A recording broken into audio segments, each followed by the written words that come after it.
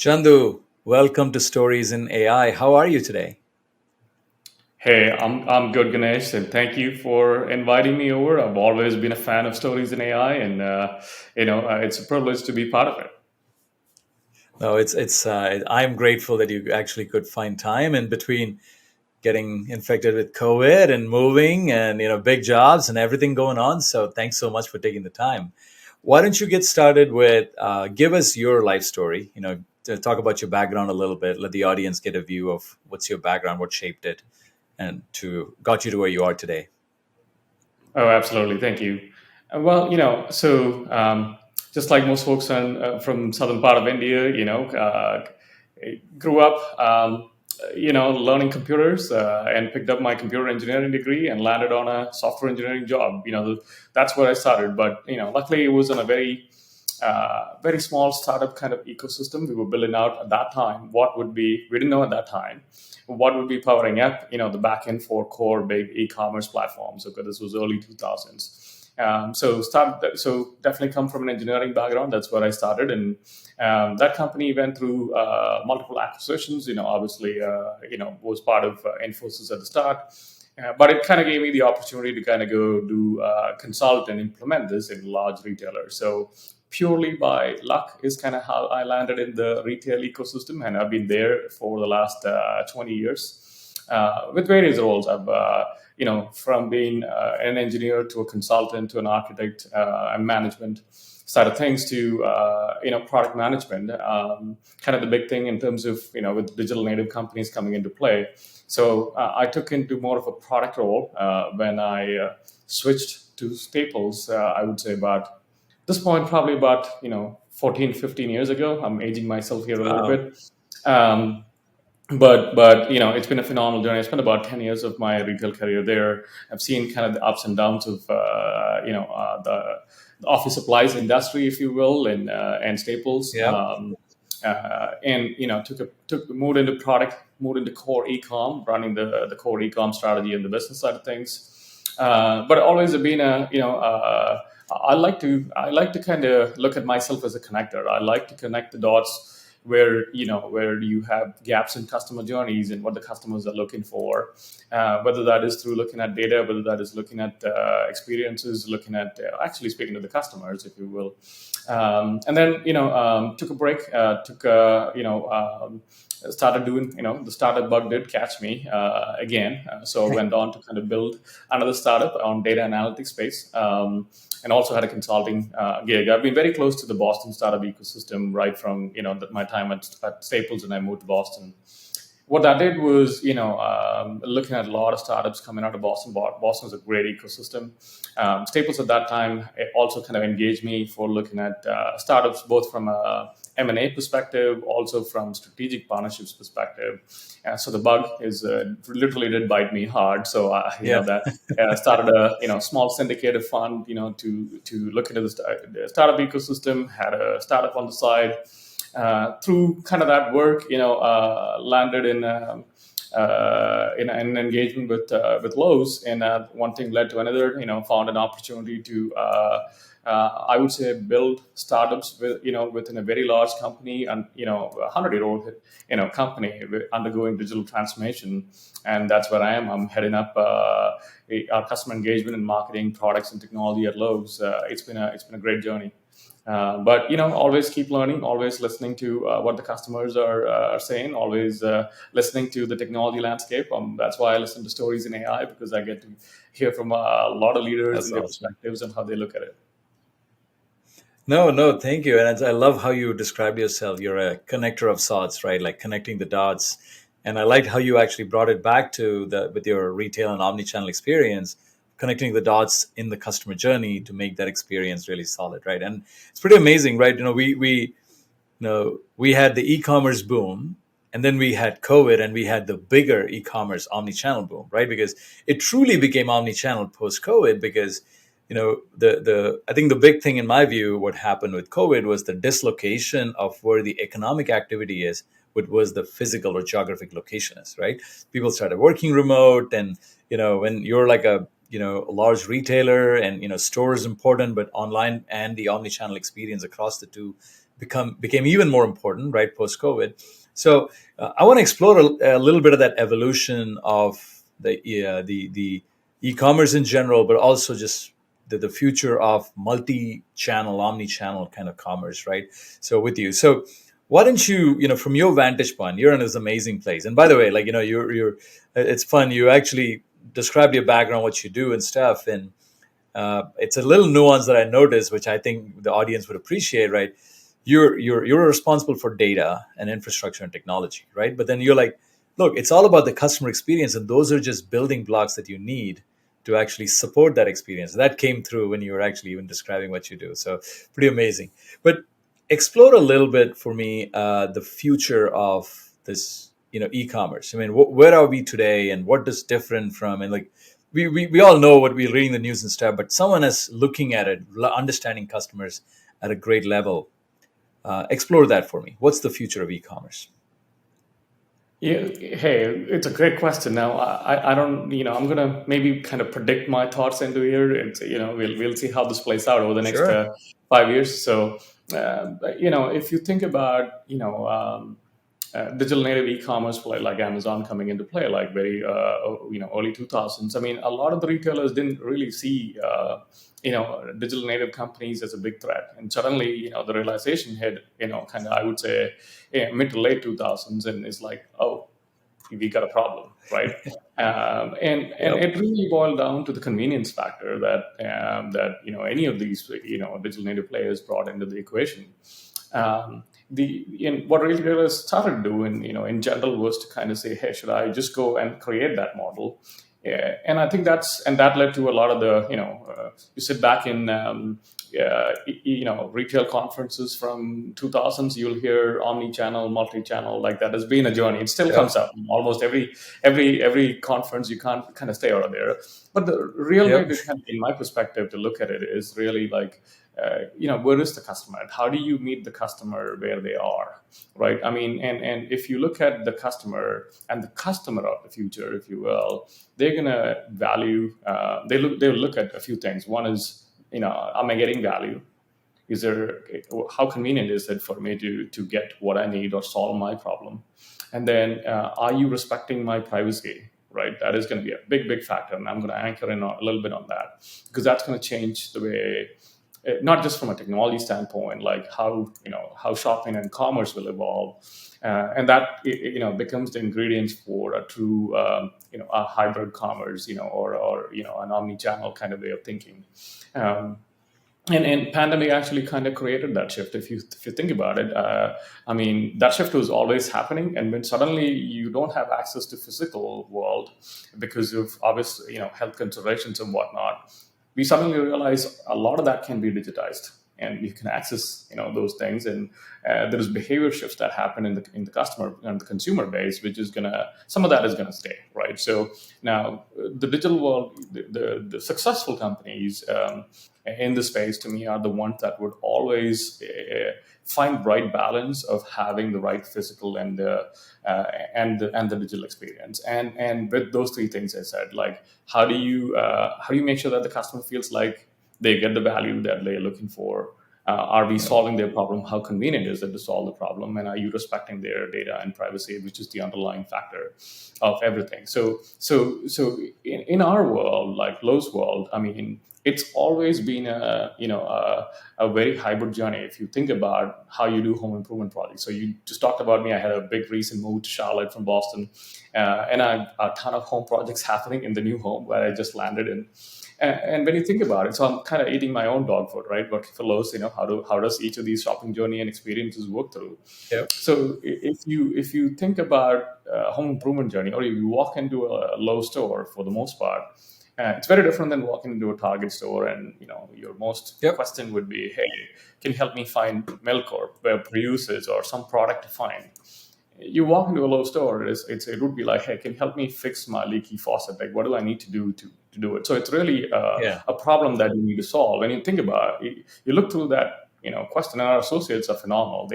They have their expertise in the space is what we are proud of, right? And that is part of the core culture and core anchor point of the company. So if you think about that, that could lead into the real project that the customer is trying to do is could be actually upgrading their bathroom in that thing. And how do you Yeah. help them upgrade that bathroom, all the way from inspiration of like looking at how the bathroom should look like, the expertise that is needed, and that journey. So every vertical within kind of the retail industry will go through that evolution.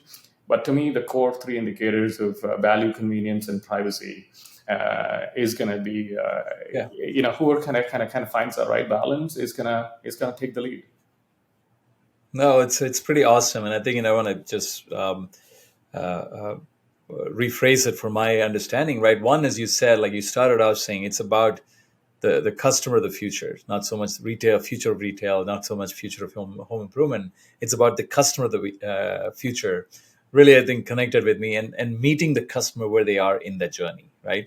And I can only imagine, like an average, like you go to a Target, you're looking for products, right? And but when you walk into, like you said, a Lowe's or a Home Depot, you're trying to actually solve a problem, right? I got to fix my leaking faucet. Is I'm not looking for a faucet, I'm looking to fix my leaking faucet, right? So I think it kind of, I can only imagine from a data and customer experience perspective, it adds a dimension of that challenge. Now the good news is, like you mentioned, you have your associates, right, which who are knowledgeable or on the ground. So even the way you would shape probably solutions to address and assist these customers is going to be, how do you empower the associates to do a better job? How do you still not lose the human touch? I think it's a fascinating, data problem or AI problem that I'm actually interested in. But I don't want to lose the 3 points you mentioned, which is like, how do you provide value in every interaction that you have with the customer, right? Be it helping them solve a problem, to finding a product, to finding the nearest store to find a product. How do you make sure that you balance their privacy and needs of owning and managing their customer data? And then how, like you said, how do you actually empower that at a place that they are, right? Or meeting them where they are. So pretty awesome. So how is Lowe's looking at it from us? So one question is like, so home improvement, completely, the meaning of that completely changed. People are spending more time at home. Retail, real estate prices are through the roof around the country, so people are doing more stuff inside. What's that dynamic like in that space, and what do you see as a future of home improvement? Or you know yeah, give us a view of the industry view of the land. No, absolutely. I think like I said, the pandemic did create that tailwind for us, right? And like you said, I mean, you're spending so much time in your home, so the home is the place where you have your gym, where your office is. Yeah. You're entertaining people at home, right? So a lot of that created that, people are, and plus, obviously the home prices are increasing, so it's a great asset to continue to invest in, right? So all of that Yep. factors are have created that tailwind. And now for us, and and the other important part, when you look at this landscape, is that emotional connection everyone has with their home, right? So there is the ongoing maintenance of a home, but there is also the emotional connection. There is more you want to do. You're raising your family, and every time you have a kid, you want to do something in your house to make it, you have a new member in your family. So all of those aspects are Yep. there. From our perspective, while we expect some of the tailwinds to shift, as COVID kind of goes away, and there's all kinds of questions on the economy and all that stuff happening, but we do still feel fairly confident about people and their investment in their houses, Yep. and their ongoing need to, and their emotional connection with their house, continuing to make investments in their house, to be there, very candidly.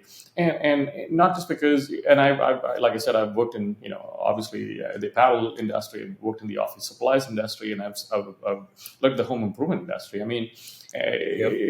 it's very different dynamics that I've seen across these industries, and it's hard to compare because they are Sure. very different. But what I've seen is, in the home improvement industry, in our base, you obviously have what we call as our DIY customers, people who do their projects, and then you have your professional or pro customers, who are the contractors that you hire when if you're like me, I have very limited DIY skills, so I look for some pros to come and help me do stuff, right? So you cater to those, and we can see the dynamics of both, kind of continuing to um, make further and further investments in the home market, if you will. And the other aspect of it is also you see a lot of millennials now wanting to get into obviously buying their first home. Home And ownership. Yeah. like I said, think about the customer of the future. Like if you're a millennial, you got to think about now how to manage your home, how to, it's a very different generation now starting to be a homeowner. And the real aspect for us is how do we help them be that and continue to have that emotional connection with their home, and how does Lowe's become part of that? How does Lowe's be top of mind when they think about their home? That's really kind of our approach and our challenge, really. So No, it's it's awesome. I was telling all you have to do is just make people get married, because my wife has like 16 projects that she's lined up and said, okay, we need to do all this thing, right? Because we're not going anywhere, we're staying at home. So, but no, it's fascinating how you say. I think the home improvement market is it's like I believe, like outside in view, is like we moved from home improvement was all about just home repairs at a time, right? It was like fixing what is broken, right? So now saying like it becomes over the last the aesthetic revolution, if you will, that happened over the last 10 years or so, is you're just moving that from a saying it's an expression that you're doing when you're improving homes and making changes. It's this whole notion of how do you actually do more with less, and you're trying to add more capacity, comfort, capability into this home things too. And then the classic driver for companies like Lowe's and Home Depot and stuff. One was construction, because it's always all time high. We're still doing it. Lumber supply chain aside, right? But that's a big thing. And then the other part of this is like hobbyists, right? There's a lot of hobbyists that just with COVID, everybody have a lot more time and they're going to start doing a lot more. I think it's like you guys have just tailwinds, and I was just looking like when you compare to the declines that we've had on the tech stocks compared to like the home improvement retail, you're like just 20% down from 6 months ago. That's pretty amazing, right? So definitely a resilient market and future growth in there. Um, let's shift into some examples of value creation using data and AI. You and I earlier when you talked about so many different projects that you guys were doing. Would love for you to share some of those examples of how you apply data and AI for in a retail omnichannel environment for Lowe's, and share those stories. no, absolutely, Ganesh, and thank you. I think the you talked about you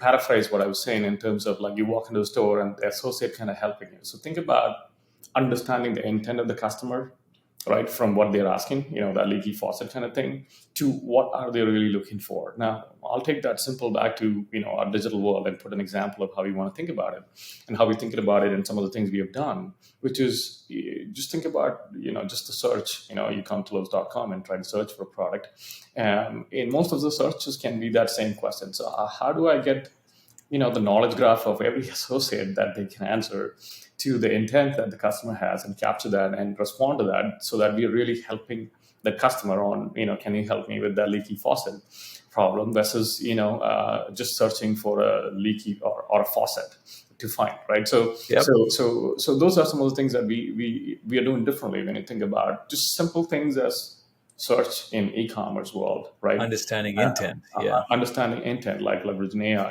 and kind of deep learning techniques into it. That's just one. And think about voice and visual search, because home is very visual. Yep. People like to kind of see how things work. We recently launched Measure Your Space through our app, where you can because a lot of times, how frustrating is it when you have to go to a store and you want to kind of look at different things to be put in your store, whether that is your, let's say, patio furniture, but you're not exactly, you haven't had the measurement there done, right? So how does it actually look in that space?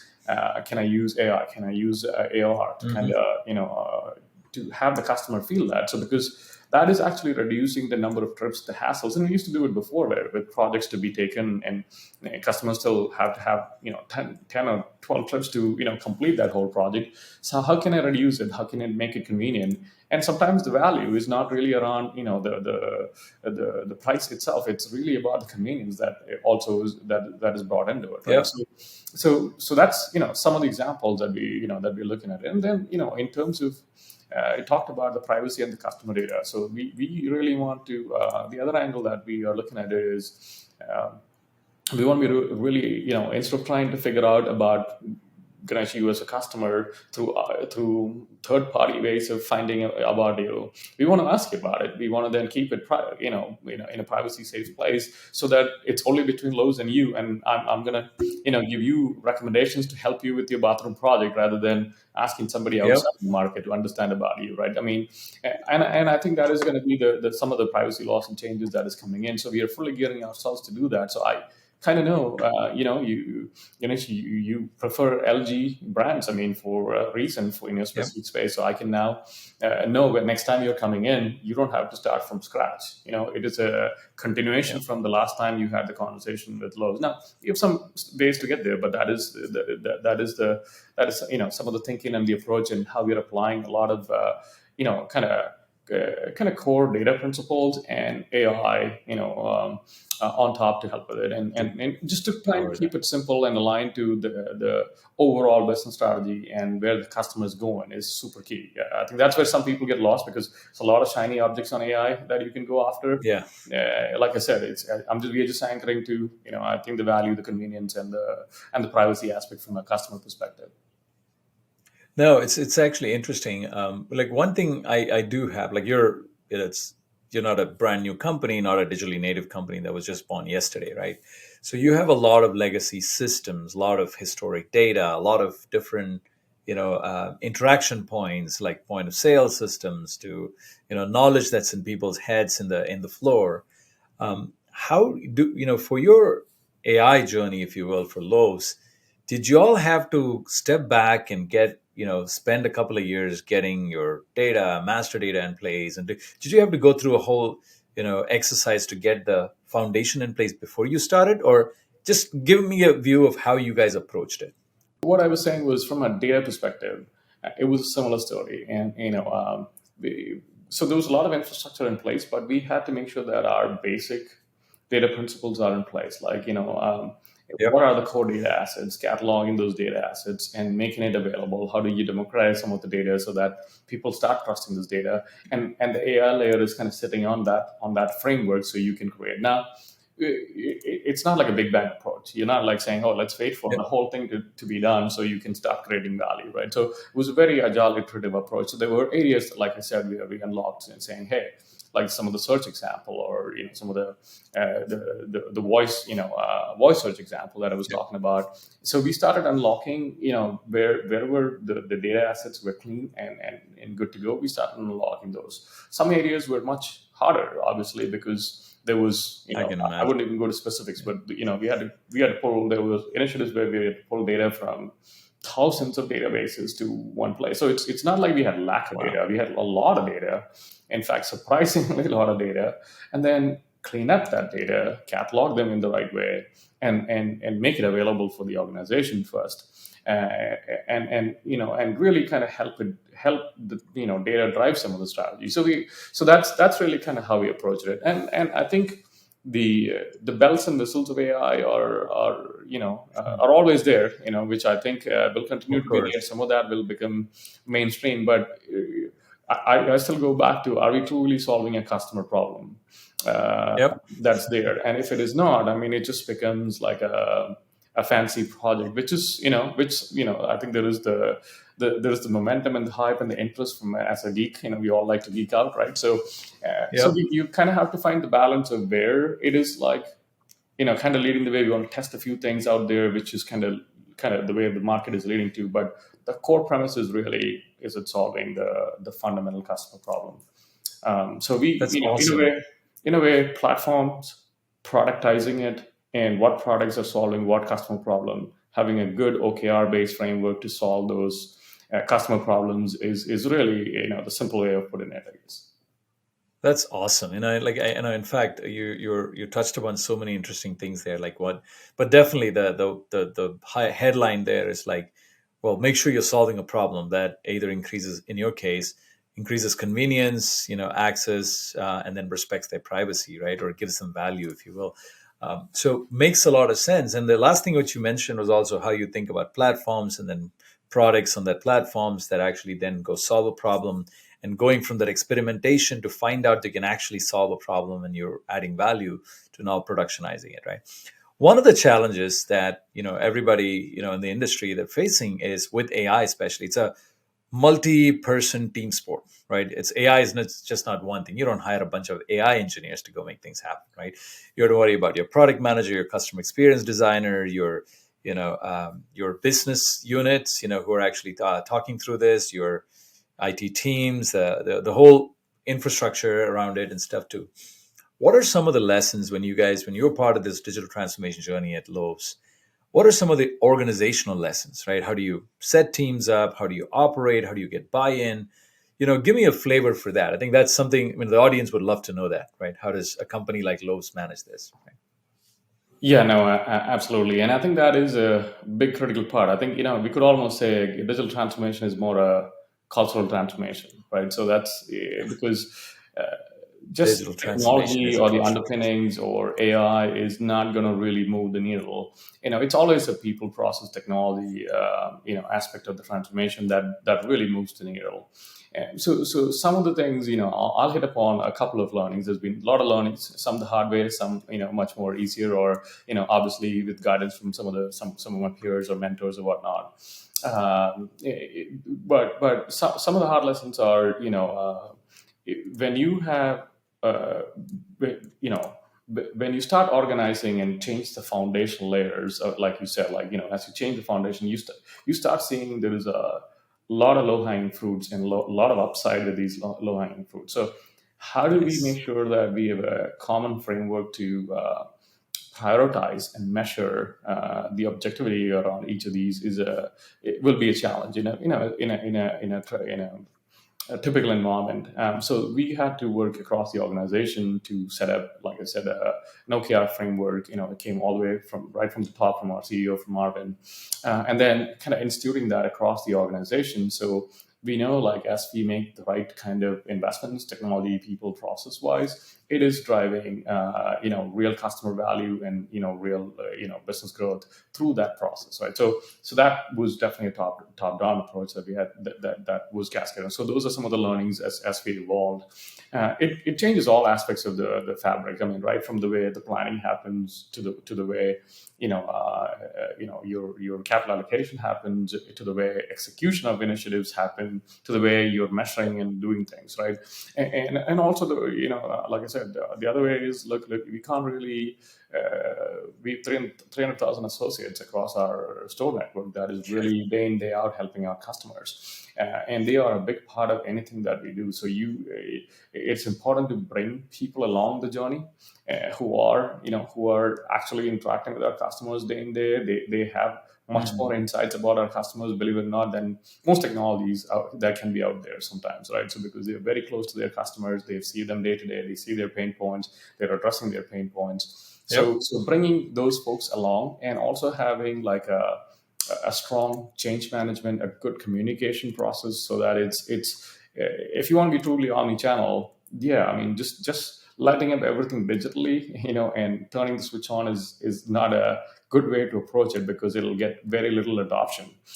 Uh, so bringing everybody along, and that's why it's a very important cultural transformation, and incentivizing behaviors across the company to be omnichannel is a big way to drive that change and accelerate that change. So those are some of my lessons, from here and my past life as well. I mean, it's a, like I said, and some of them are hard learnings, and some of them are kind of the easier ones. A hard one, I would say, several years ago in one of my previous gigs, we were one of the early companies to do buy online, pick up in store, and I was so thrilled about launching that online.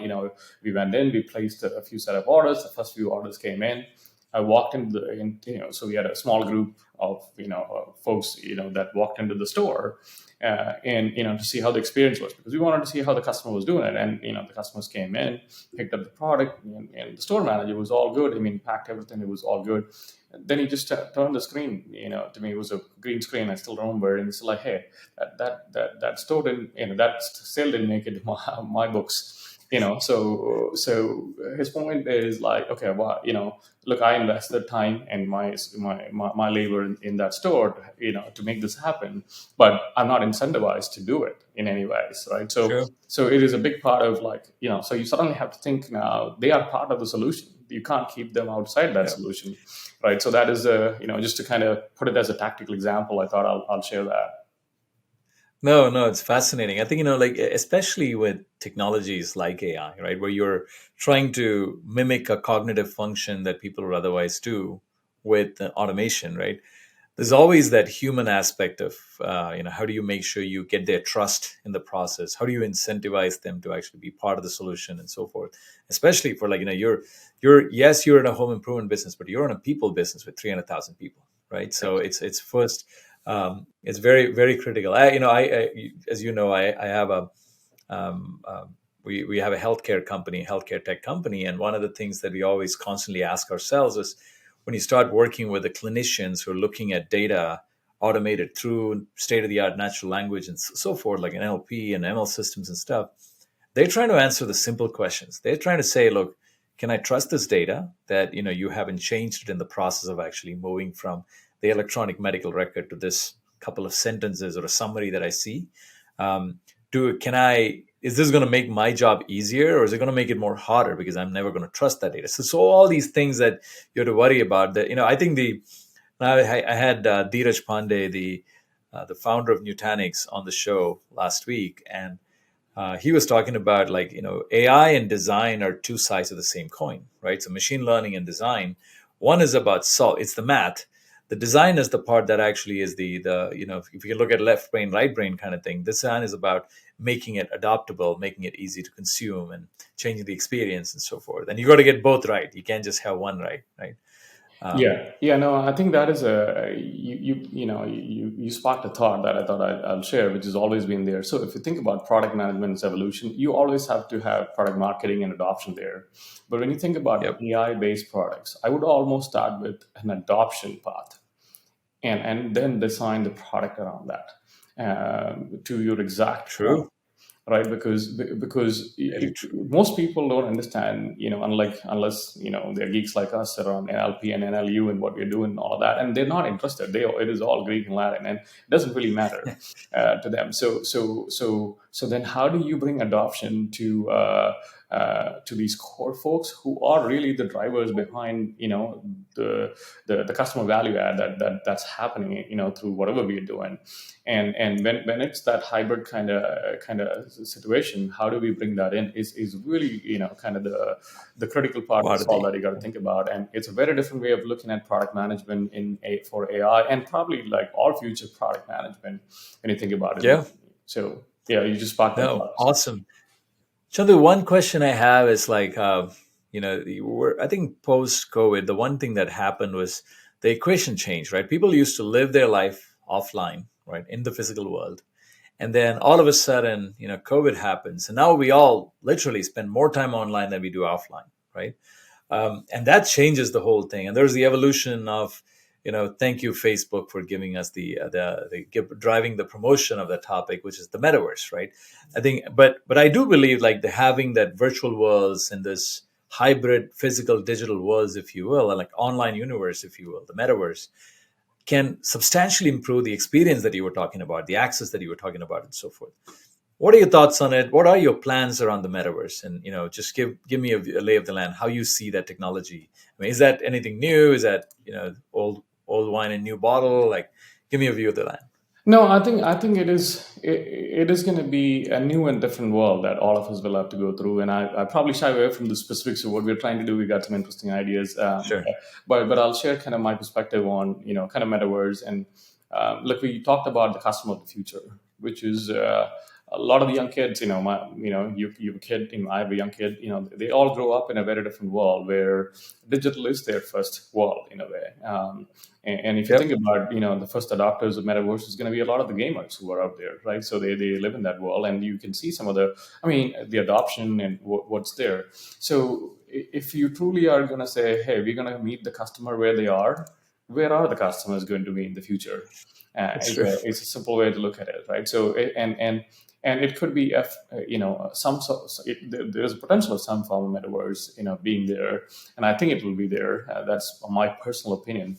Now the challenge for all of us who sit in the real world, which is the current world and all the things that is real around us, is how do you parse between the hype and the reality of anything that is new that is coming up, right? So, and Sure. how do you balance your investments in people capital around each of these things, right? So, and there is, you Yep. talked about experimentation, how do you test and experiment different things. So I think you will see a lot of experimentation happening in the marketing media world. There's a lot of metaverse experimentation happening with brands. You can see there's a lot of ideas around uh, what I would call as loyalty and that kind of space, leveraging metaverse to reward members and whatnot that I've seen in the industry, right? So now our thought process again, like what's customer problem are we going to solve, and do we meet the is our customer base currently in that world? That's the first question you got to ask.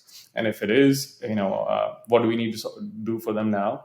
Is our customer of the future being in that world, and that what should our footprint be? And then that will go down to how do you make your investments in the infrastructure part of these new digital world versus the the application layer or the hype layer, I would call it, of this, right? So most times when you have such paradigm shifts happening in technology, which is where we are between metaverse and a lot of the Web3 Yep. and aspects of it, Crypto like and yeah. we may have to start making our investments in some of those core infrastructure that is leading to it. So you have the flexibility when it scales up to be in that space quicker and experiment quick in that space. So that's just kind of my general thinking. And yeah, I think it's a Fascinating. fascinating space for me, and it's a topic by itself that we can go on and on. Ganesh, that's Yeah, maybe a few maybe times. we'll come back and do that again in a future show when you guys are ready to talk about the plans in the metaverse. Absolutely, But absolutely. I do believe, like, I'm a proud investor in a company called Superworld, and they're trying to bring how do you bring the physical world and your what you own and think and feel, and want to promote into the virtual. They're kind of the gateway to the metaverse, if you will. So they're doing fantastic, and in how they're actually really creating a community more than anything of people who want to take the physical world onto an online experience, if you will. So it's fascinating. Chandu, this has been so fascinating. Thank you for sharing all the different aspects, everything from how you see the world and how the future of the future customer, not just the future of retail and home improvement, to talking specifics on the projects and examples that you did, to the organizational structure and processes that probably help you drive these digital transformation at scale. This has been a fascinating discussion. Where can the viewers and listeners get in touch with you? Where can they find you on the internet? Oh, absolutely. Hey, first off, thank you again for welcoming me. Like I said, it's been a fanboy of stories in AI, and happy to share my thoughts and perspectives. It was a great discussion. Definitely happy to come back and do something more metaverse when we are ready. I will check out Superworld, by the way, and You should, that is yeah. definitely an area of interest for me. We should be exchanging notes on a lot of some of these investments, on syndication of these investments for sure. But look, I think you can find me on LinkedIn. Chandhu Nair, I can post the link. Or I can share that with you, Ganesh, so you can post it. Yep. Or in Twitter at NAIR Chandhu, my first name, so you will find me there as well. But hey, I think but always, if you have questions, reach out to me through that. I'm always looking for like-minded people to have chats with, and Ganesh has been great, and we've had multiple conversations over coffee and whatnot around this stuff. But we got to meet up sometime, maybe in Charlotte or Austin, now that we are closer. Yes, IRL. Yes, we got to meet up IRL for sure. Yes, Chandu, thanks so much for taking the time. I thank really you. appreciate it. Yeah. Had a blast. Likewise, thank you again.